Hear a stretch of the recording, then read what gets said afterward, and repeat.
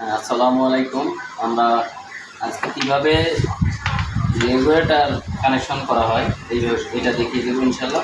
আমাদের সাথে থাকবেন, কীভাবে রেগুলেটর কানেকশন করে তাই আমরা দেখিয়ে দেবো ইনশাল্লাহ।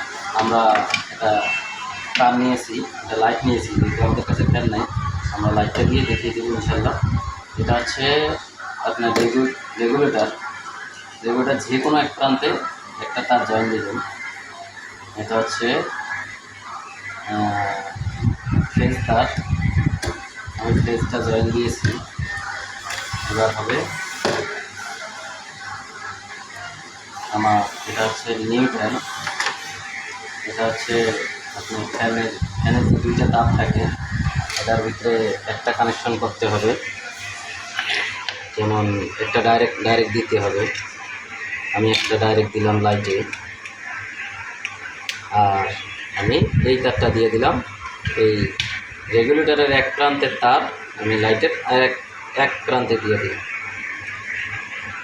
এই হচ্ছে রেগুলেটর কানেকশন। অনেকে তো বাসা বাড়িতে এমকে রেগুলেটর থাকে, তাহলে এখন আমরা লাইনটা লাগিয়ে দেবো ইনশাল্লাহ। আপনারা সাথে থাকবেন এবং ভালো করে দেখার চেষ্টা করবেন।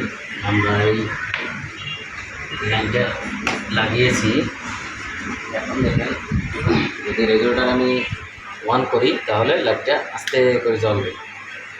ঠিক আছে, রেগুলেটর কানেকশন এটা হচ্ছে, মনে করেন যে এটাই আমার ফ্যান, আমি এই কানেকশনটা হবে সেম এই রকমই। আমরা বোর্ডের তারটা নিয়ে রেগুলেটর তারটা নিয়ে বোর্ডে দেবো, আর বোর্ডের এক প্রান্তের তারটা ফ্যানে দেবো। এই যে আমার এখন রেগুলেটরটা অন করার সাথে সাথে এটা বেশি জ্বলে গেছে, আস্তে আস্তে আমি কমাবো।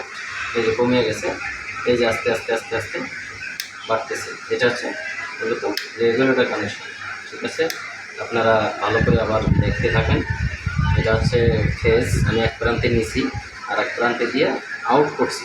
এটা হচ্ছে আমার ডাইরেক্ট নিউট্রাল, আর একটা হচ্ছে ফেজ। আমি ফেজটা দিয়ে আর কি রেগুলেটর কানেকশন কমেন্ট করবো, ফেজটা দিয়ে কন্ট্রোলিং করবো আর কি, ফেজটা দিয়ে কমাবো এবং বাড়াবো। ঠিক আছে, ভালো থাকবেন, সুস্থ থাকবেন। আল্লাহ হাফেজ, আসসালামু আলাইকুম।